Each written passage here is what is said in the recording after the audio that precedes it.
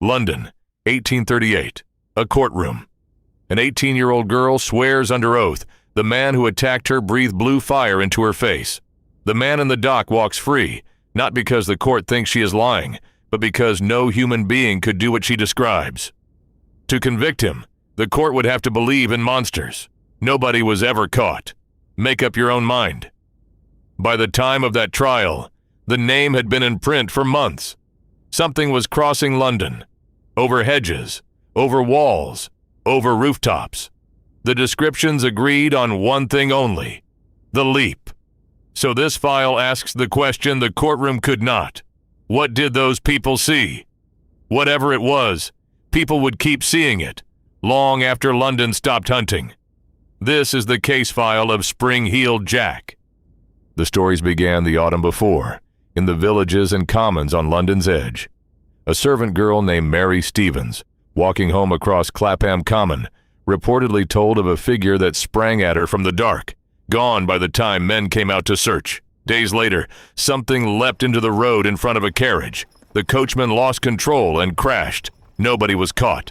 The witnesses said the thing escaped over a 9-foot wall, laughing as it went.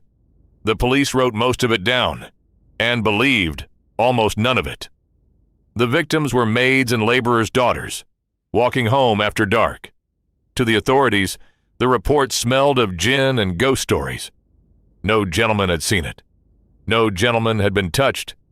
And so, officially, there was nothing to see. Through the winter, the stories multiplied anyway. Kensington, Hammersmith, Ealing. A figure in a cloak. A leap nobody could believe. A laugh in the dark. By January, London suburbs had a monster with no name. The Lord Mayor was about to fix that. Then, on the 9th of January 1838, the monster got its paperwork. At the Mansion House, the Lord Mayor of London read aloud a letter from a resident of Peckham. It claimed that someone had been prowling the suburbs in disguise, frightening women out of their senses. The writer hinted at a wager among men of high rank. The mayor read it half as a joke. The papers printed it in full, and the flood began. Within days, letters arrived from across the city, each with its own sighting, its own servant too frightened to leave the house, its own impossible leap. Somewhere in those columns of newsprint, the figure finally got its name: Spring-Heeled Jack. Committees formed. Armed men patrolled the lanes at night. Ordinary Londoners, walking their own streets with lanterns and staves, hunting something the police had refused to write down. And then the pattern broke. The attacks did not stop when London started hunting. They escalated. The city had given its monster a birth certificate. The worst of it came the next month, in a lane at Old Ford, east of London. The girl at the gate was Jane Alsop, 18 years old. Her account was not gossip. It was sworn testimony, given before a magistrate, and the papers printed it line by line. The caller in the dark claimed to be a policeman. They had caught Spring-Heeled Jack in the lane, he said. Bring a light. She brought a candle. In her sworn words, he wore a helmet and a tight white costume like oilskin. His eyes were red balls of fire, and from his mouth he spat blue and white flame into her face.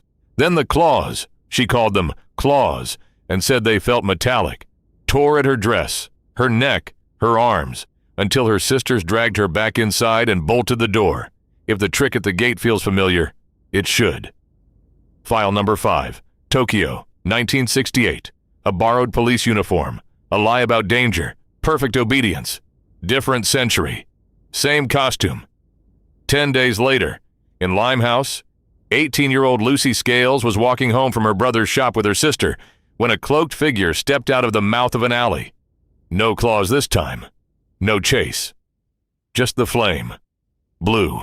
Point blank. Straight into her face. She dropped where she stood, in seizures. 2 sworn statements, 10 days apart. 1 impossible detail. London finally got an arrest. After the Alsop attack, suspicion fell on a young man who had been heard boasting in a public house that he was the terror of the neighborhood. He was taken before the courts, and there, the case collapsed. not for lack of evidence, but because of it. Jane Alsop had sworn, under oath, in detail, that her attacker breathed fire. The accused could not breathe fire. No one could, unless, as some later writers argued, the fire was human. A conjurer's mouthful of burning spirits, a fairground trick. The court did not go there. If her testimony was true, he was innocent. If he was guilty, her testimony could not be true. The court let him go. The attacks went on. And this is where the file stops making sense. To convict anyone of being Spring-Heeled Jack, a court would first have to believe in him. Every man was innocent by definition, because every man was only a man. The panic had built a perfect, self-sealing legend. The law had no charge for a devil, which left the file with one problem. Men grow old. And then Spring-Heeled Jack did the one thing no human suspect could do. He refused to age. The London panic faded, and the sightings moved on. In 1877, sentries at the Aldershot Army camp reported a figure that slapped a guard's face with a hand cold as a corpse and leapt clean over the men sent to catch it. Some accounts say shots were fired. Everton, 1888, by the paper's account. Then September 1904. Liverpool, William Henry Street. By the newspaper accounts, crowds of hundreds stood and watched a figure bound across the rooftops and disappear. Do the arithmetic. From the Peckham letter to the Liverpool rooftops is 66 years. A man of 25 in 1838 would have been past 90 on that roof. Whatever the crowds were seeing, it could no longer be one man. So the theories split. A wager by the Marquis of Waterford, a young aristocrat notorious at the time for cruel pranks, is the classic answer. But he died in 1859, decades too early. Copycats then, men in costume, borrowing the legend, and the explanation most historians favor. The legend itself did the leaping. Spring-Heeled Jack had become a penny dreadful villain, a weekly fiction, sold for a penny, and every reprint restocked the fear that produced the next sighting. The monster no longer needed anyone under the mask. But the file does not close as a joke, because underneath the legend, there are court records. Jane Alsop's wounds were examined and sworn to. A magistrate tried a man for them. The fear had a body count of 0 and a paper trail measured in shelves. And the pattern in that paper is what earns this case its page in the ledger. A stranger claiming authority, an official who makes the story respectable, newspapers that industrialize it, a city seeing what it has been told to see. The ledger has watched this machine run once more. Japan, 1979. A masked woman said to stop children at dusk. Police patrolled school routes. Children walked home in groups. The weeklies printed every rumor.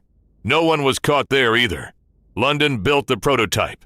The machine still works. Whatever he was, the wounds were real.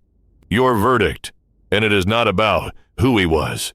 You are the magistrate. London, 1838. The girl swears, under oath, that the man breathed fire. The man in the dock cannot. No one can. Theory A, convict. The wounds were real. Human hands made them, and fire can be faked. A conjurer's trick, not a miracle. Theory B, acquit. Because the moment you edit her oath to fit a man, you have no evidence at all. How do you rule? The comments are open. Next case. The vault opens again soon.